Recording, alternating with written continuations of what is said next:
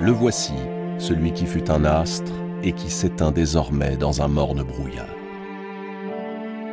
Voici le roi majestueux qui régna sur Thèbes. Le mortel qui triompha du Sphinx aux énigmes insondables.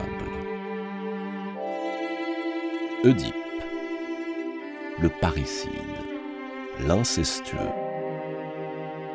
celui que toute la Grèce révérait pour sa sagesse, mais qui ne fut pour lui-même qu'un mystère indéchiffrable.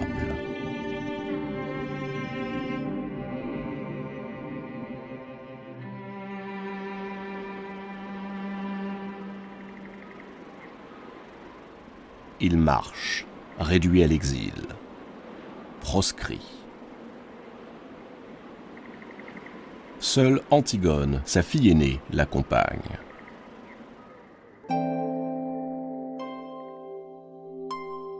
Antigone, à la fois sévère et triste. Elle garde la tête haute, insensible aux injures qui accompagnent leur route. Ils cheminent ensemble, l'aveugle guidé par la Vierge. Et quand on les croise ainsi, on croit voir revenir un mort du monde souterrain.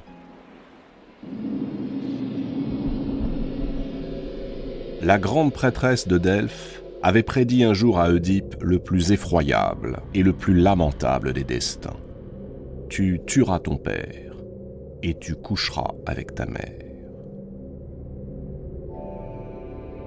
Toute sa vie, celui qui devint roi de Thèbes avait tenté de faire mentir l'oracle.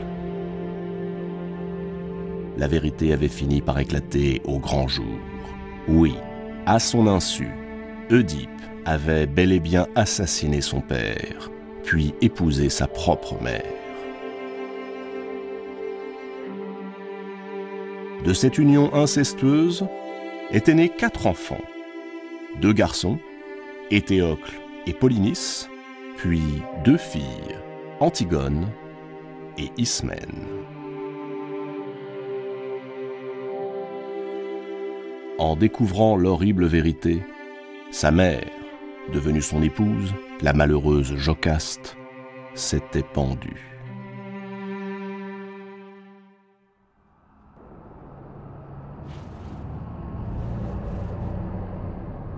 Brisé, Oedipe avait alors arraché les agrafes d'or qui ornaient les vêtements de sa mère et s'était crevé les yeux.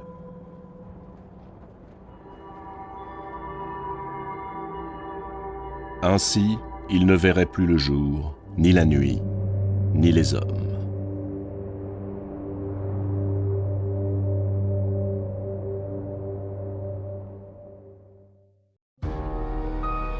Le trône de Thèbes se retrouvait vacant. Les fils d'Oedipe, Éthéocle et Polynice, n'étant pas encore en âge de régner, c'est leur oncle, Créon, qui assuma la régence. Créon refusa de sévir contre Oedipe, car il estimait qu'en se privant de lumière, le malheureux avait suffisamment payé sa dette.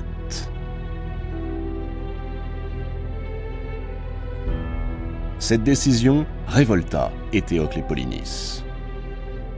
Adolescents batailleurs et fiers, furieux d'être devenus la honte de Thèbes, ils s'emparèrent d'Oedipe. Ils l'enfermèrent dans une prison du palais. Pire encore, ils proclamèrent la déchéance de leur père et exigèrent le pouvoir suprême.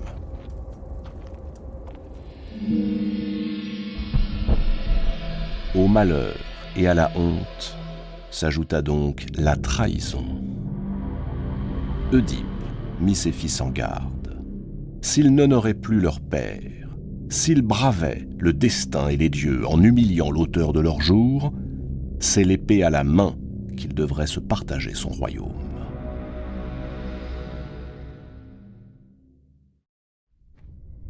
Éthéocle et Polynice n'eurent que faire de ces anathèmes. Au contraire, ils chassèrent leur père de Thèbes. Depuis ce jour, Drapé dans son malheur comme dans un linceul, Œdipe erre, appuyé au bras de sa fille.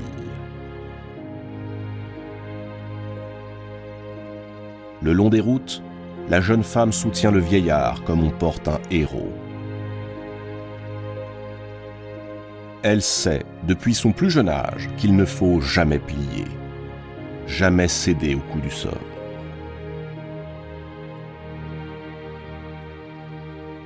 Harassés, les voilà qui arrivent non loin d'Athènes, à l'entrée d'une petite ville nommée Colone. Un oracle avait prédit à Œdipe qu'il y trouverait le repos. Quelqu'un leur offre le gîte. Il était temps. Œdipe est à bout de force. Antigone s'allonge à ses côtés et l'enveloppe entre ses bras, comme si tout à coup, le père était devenu l'enfant.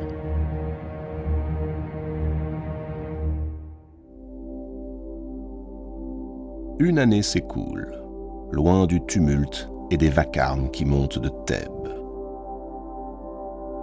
Un matin, à l'heure où l'aube jette ses premiers feux, on frappe à la porte. C'est Ismène, la sœur d'Antigone. Dans un état d'excitation extrême, Ismène lui fait le récit des derniers événements qui se sont déroulés à Thèbes.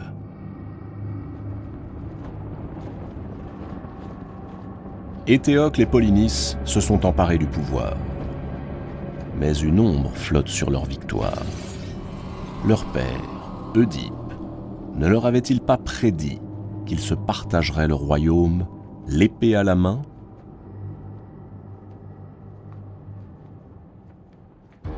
Pour conjurer cette malédiction, Éthéocle a trouvé la solution, un partage du pouvoir. Il suffirait qu'ils règnent à tour de rôle, une année chacun, pour que tout risque de conflit soit écarté. Polynice a accepté.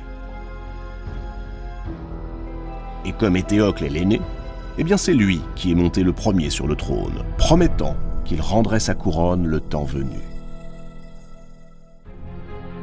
Respectueux de leur accord, Polynice a jugé plus convenable de s'éloigner de Thèbes pendant que son frère gouvernait. Il s'est rendu dans la ville voisine d'Argos, sur laquelle règne le roi Adraste, et il a épousé sa fille.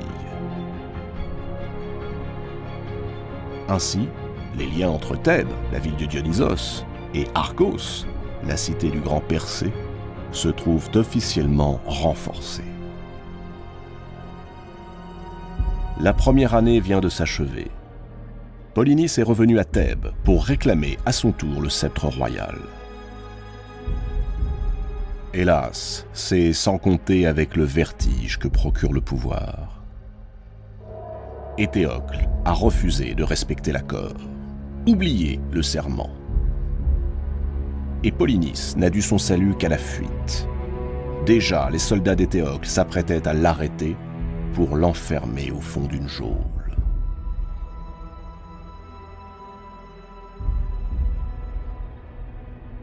Ismène prend une courte inspiration. Elle tente de maîtriser les battements affolés de son cœur et elle reprend son récit.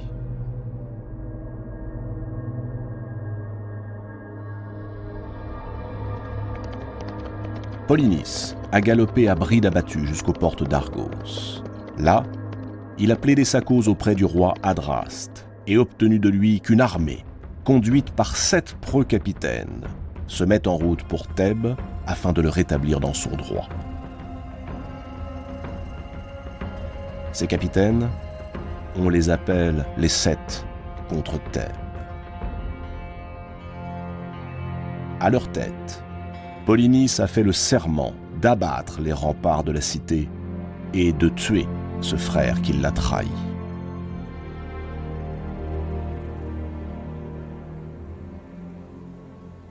Ismène marque une pause avant de murmurer.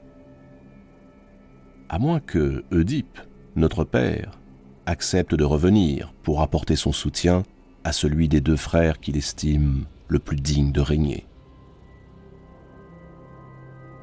Le vieil aveugle secoue la tête faiblement.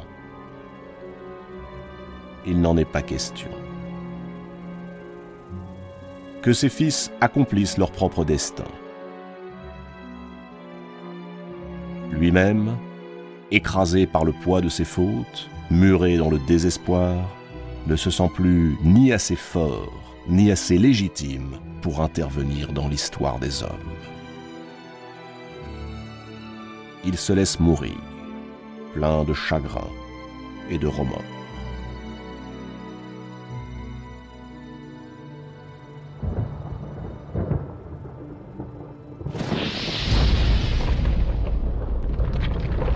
Tout à coup, une faille gigantesque se forme. Et sous les yeux ébahis d'Antigone et d'Ismène, l'infortuné Oedipe disparaît lentement vers le séjour des morts. Zeus a décidé de mettre un terme à ses souffrances.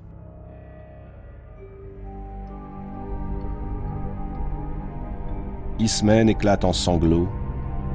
Antigone reste impassible. Elle prend sa sœur par la main. Il est temps de rentrer à Thèbes. Lorsqu'Antigone arrive en vue de la cité, le spectacle qu'elle découvre est terrifiant.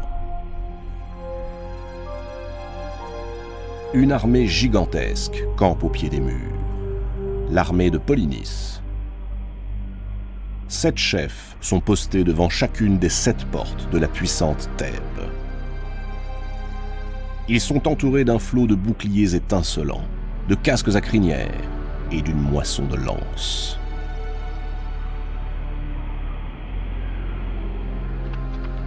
Antigone se précipite vers Polynice. Elle tente de le raisonner. Elle lui demande de ne pas porter les armes contre son frère. Polynice refuse. Il a été bafoué. On lui a volé ses droits. Éthéocle doit payer et rendre le trône. Antigone court alors jusqu'au palais où s'est enfermé Éthéocle et l'adjure de renoncer au combat. Éthéocle, lui aussi, refuse. Il n'est pas question que lui, l'aîné, cède son trône.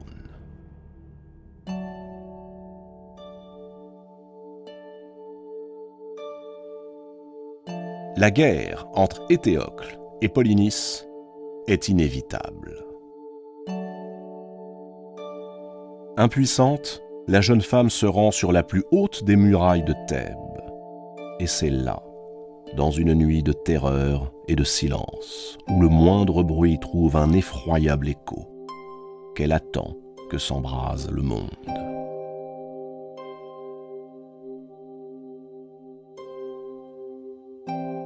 Le soleil pointe à l'horizon. L'aube se lève sur Thèbes. Le cœur serré, Antigone observe ce paysage qui respire la mort.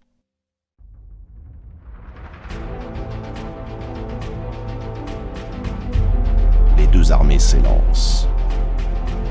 Bientôt, les cimiers flamboyants et les armures dorées disparaissent dans la mêlée. Polynice et ses troupes ont beau s'élancer contre la ville, leur assaut se fracasse contre les remparts de Thèbes. Des heures entières de combats, de plaintes et de fureur, sans que n'apparaisse un vainqueur. Alors, au moment où tombe la nuit, Polynice sort du rang des assaillants et propose à son frère un combat singulier. Éthéocle accepte. Il faut en finir. Pareil à des fauves, les deux frères se ruent l'un sur l'autre. Ils bondissent, esquivent, frappent. Et soudain, Polynice s'effondre. Éthéocle est vainqueur. Il se retourne vers les siens et lève les bras en signe de victoire. Lorsque Polynice, dans un dernier souffle, se redresse et enfonce son glaive dans le dos de son frère. C'est fini.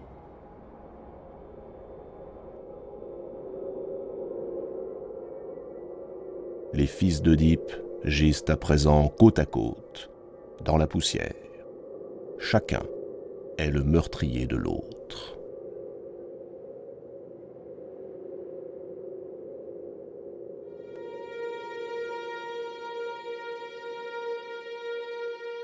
Antigone ne retient plus ses sanglots. Elle pleure. Elle pleure sur le destin funeste de sa famille.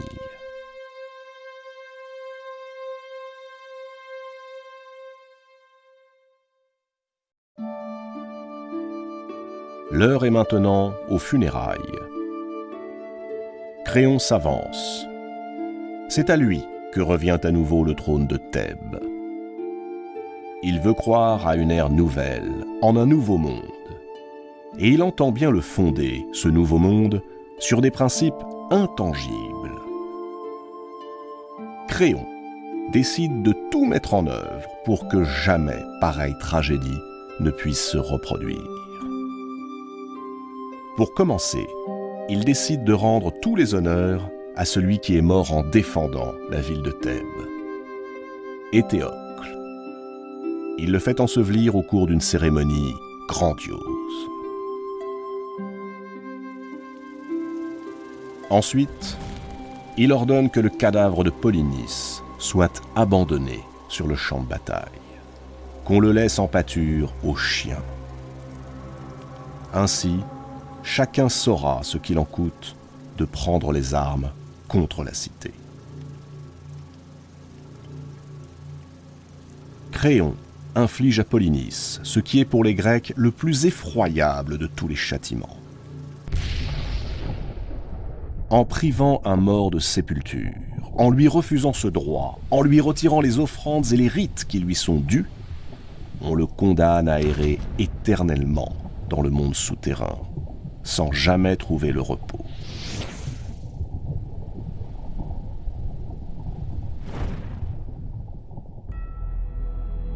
Créon n'agit pas ainsi de gaieté de cœur. Il n'a rien contre son neveu Polynice. Mais Polynice est celui qui a osé s'attaquer à la patrie. Et cela, Créon ne peut l'admettre. La loi de Créon est claire.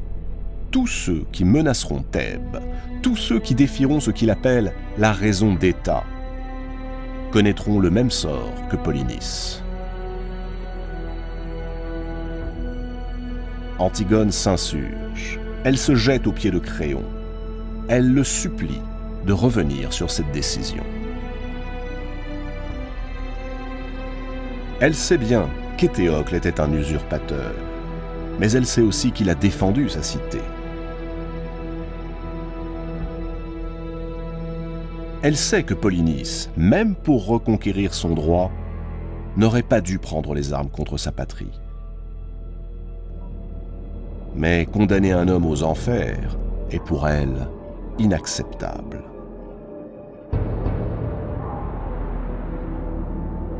Seuls les dieux ont le pouvoir de prendre une telle décision, pas les hommes. Devant la mort, tous sont égaux. Et c'est un devoir sacré, un devoir envers les dieux, que de rendre aux défunts, quels que soient leurs crimes, les honneurs funéraires. Créon ne veut rien entendre. Il ne veut plus du désordre. Si son peuple et sa cité veulent survivre, il n'a pas le choix. Il faut frapper les esprits. Polynice sera un symbole. Antigone se relève. Elle fixe Créon et lui dit « Non. Non, je ne peux accepter cette loi. Ce n'est pas la loi de Zeus, c'est la loi de Créon. La loi d'un homme, non celle d'un dieu. En tant qu'homme, en tant que roi, Créon a le pouvoir de traiter comme il l'entend les citoyens de sa cité lorsqu'ils sont vivants. Mais il ne saurait disposer de leur âme lorsqu'ils sont morts.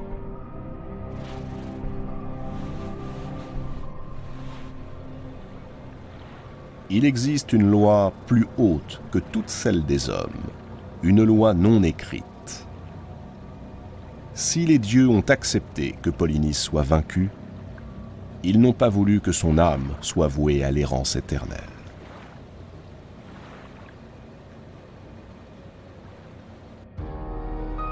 Antigone se précipite chez sa sœur.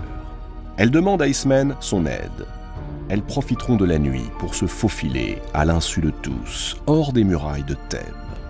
Elles iront chercher la dépouille de Polynice, et elles lui offriront les funérailles qui lui permettront de ne pas errer parmi les ombres pour l'éternité. Mais Ismène refuse. Elle est affolée. Elles sont femmes, et donc soumises à la loi des hommes.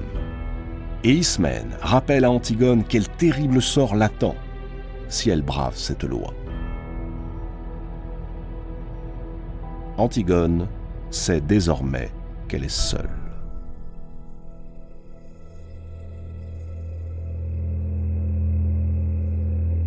La nuit est là, qui recouvre la plaine. Pas un bruit. À la lueur des étoiles, Antigone cherche le cadavre de Polynice. Elle l'aperçoit au pied d'un arbre, couché sur le dos, comme écartelé. Alors, doucement, la jeune femme entonne un chant de deuil.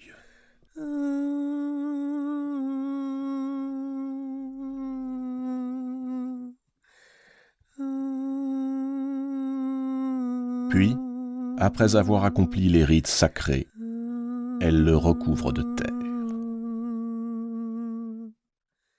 À peine a-t-elle achevé son devoir que les gardes surgissent. Ils s'emparent d'elle et l'entraînent au palais. Antigone n'oppose aucune résistance. Elle a agi en connaissance de cause et elle n'ignore rien de ce qui l'attend. Une fois devant Créon, elle affronte la sévérité de son regard, le front levé. Créon est désemparé. Il souhaiterait n'avoir jamais édicté cette loi. Mais puisqu'il avait promis le plus terrible des châtiments à qui oserait la transgresser, alors Antigone doit mourir. Les gardes n'osent la toucher. Tous sont impressionnés par sa détermination. C'est elle qui les précède. Sous les regards consternés des habitants de Thèbes, Antigone traverse la ville jusqu'aux marches d'un tombeau. C'est celui des Labdacides, sa famille. Impassible, elle en franchit le seuil.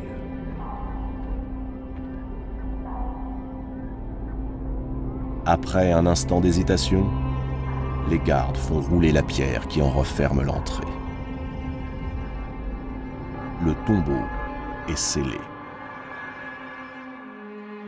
Antigone n'a plus qu'à attendre que la mort vienne la libérer.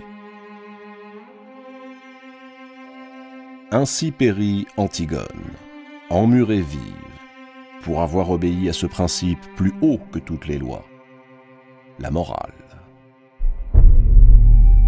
Pour la première fois, quelqu'un vient de se dresser contre le pouvoir absolu. Antigone, première figure de la résistance, au nom de la conscience, a payé de sa vie son incroyable audace.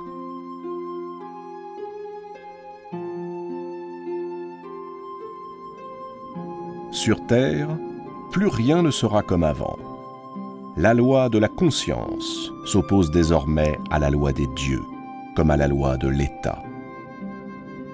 La liberté individuelle est née. Le temps des mythes, lentement, va se dissiper. Celui de l'histoire, maintenant, peut commencer.